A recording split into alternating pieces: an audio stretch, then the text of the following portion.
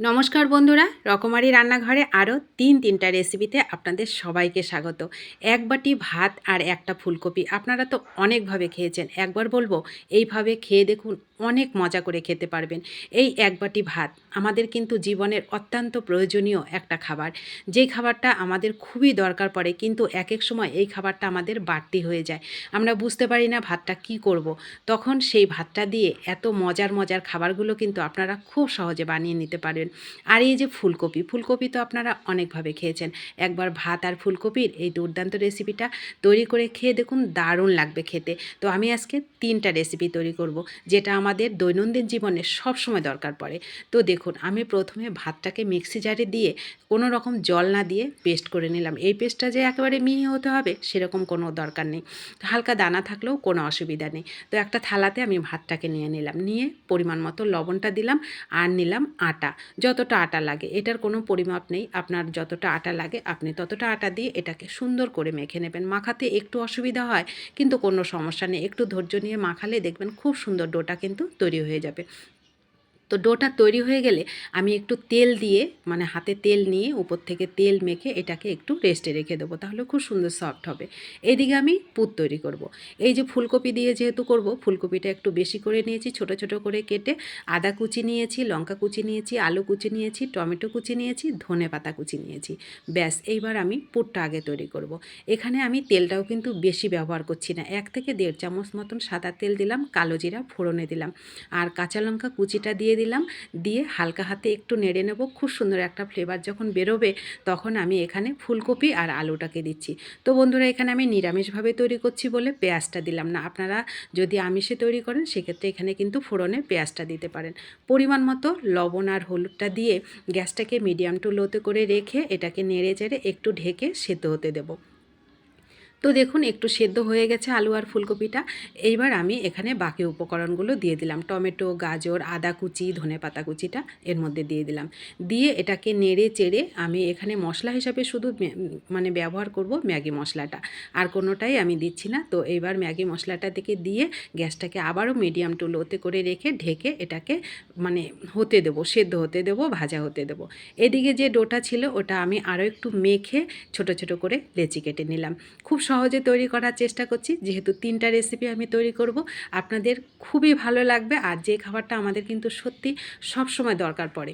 তো দেখুন, আমি রুটির মতন বেলে নিলাম আটা দিয়ে। এদিকে আমার পুরটাও কিন্তু রেডি হয়ে গেল। এইবার এখানে আমি একটা বিশেষ উপকরণ মেশাবো, সেটা হচ্ছে বাদামের গুঁড়ো। ভাজা বাদাম, আমি বাদামটাকে ভেজে গুঁড়ো করে নিয়েছি, সেই গুঁড়োটা এর মধ্যে মিশিয়ে দেবো। এটা খেতে অসম্ভব মজার হয় আর খুব হেলদি একটা খাবার কিন্তু। তো অবশ্যই এই উপকরণটা মিশাবেন, দেখবেন দারুণ লাগবে এই পুরটা খেতে। তো আমি বাদামের গুঁড়োটা দিয়ে আর একটু নেড়ে চেড়ে আমার পুরটা রেডি হয়ে গেল। অসম্ভব মজার লাগে এই পুরটা খেতে। তো এই দিকে আমি যে রুটিটা বেলেছিলাম, এবার রুটিটাকে 3 ভাবে তৈরি করব। আমাদের জীবনে সবসময় কিন্তু দরকার পড়ে এই খাবারগুলো। আর এক বাটি ভাত সকালবেলা, সন্ধ্যাবেলা, বিশেষ করে এই শীতের দিনে আমাদের ভাত যখন বাড়তি হয়ে যায়, তখন আমরা বুঝতে পারি না যে ভাতটা কি করব। তো আমি বলবো একবার এইভাবে তৈরি করে খেয়ে দেখবেন, আপনাদের কোনো রকম অপচয় কিন্তু হবে না। আর এই দুর্মূল্যের বাজারে তো নয়ই, যা চাল মানে সবজি সব কিছুরই কিন্তু খুবই চড়া দামে এখন বিক্রি হচ্ছে। তো দেখুন, আমি প্রথমে একটাকে পরোটার মতন করে নিয়েছি, একটু তেল দিয়ে এটাকে দু পিঠ আগে হালকা লাল করে ভেজে পুরটাকে দিয়ে রেডি করে নিলাম। পরেরটাকে তেল ছাড়া তৈরি করছি। অনেকে আছে গ্যাস অম্বলের জন্য পরোটা খেতে পারি না, তো তারা এইভাবে তেল ছাড়া রুটিটাকে এইভাবে তৈরি করে নেবেন, তারপরে পুরটাকে দিয়ে এইভাবে ফোল্ড করে রেডি করে নেবেন। তো বন্ধুরা, এই রুটিগুলো এত মজার খেতে লাগে, আপনি যদি সারাদিনও রেখে দেন এই রুটিটা একই রকম নরম আর সফট থাকে, কেউ বুঝতেই পারবে না এটা আপনি ভাত দিয়ে তৈরি করেছেন, এত মজার। তো বাকিগুলো আমি রুটির মতন করে করে নিলাম। দেখুন, একদম রুটির মতন, মানে নর্মাল রুটি যেমন হয় সেরকমই কিন্তু তৈরি হয়েছে। তো দুটো আমি করেছি পরোটার মতন করে, দুটো করেছি এমনি নর্মাল রুটির মধ্যে ফোল্ড করে, আর বাকিগুলো রুটির মতন রেডি করে নিয়েছি। তো দেখুন কত সুন্দর তিনটা রেসিপি কিন্তু আমাদের হয়ে গেল বাড়তি ভাত দিয়ে, যেটা আমরা অপচয় না করে এইভাবে কিন্তু খাবারগুলো তৈরি করে নিতে পারি। তাছাড়া ভাত দিয়ে কিন্তু আরও মজার মজার খাবার তৈরি হয়, আপনারা না দেখলেই অবাক হয়ে যাবেন। আপনারা পকোড়া তৈরি করে খেতে পারেন, লুচি তৈরি করে খেতে পারেন, যে কোনো খাবার কিন্তু ভাত দিয়ে তৈরি করা যায়।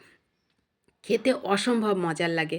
তো এই দুর্মূল্যের বাজারে আমি বলব এক বাটি ভাত ফেলে না দিয়ে যেটা বাড়তি হয়ে গেছে সেটা আপনারা এভাবে তৈরি করে খেয়ে দেখবেন।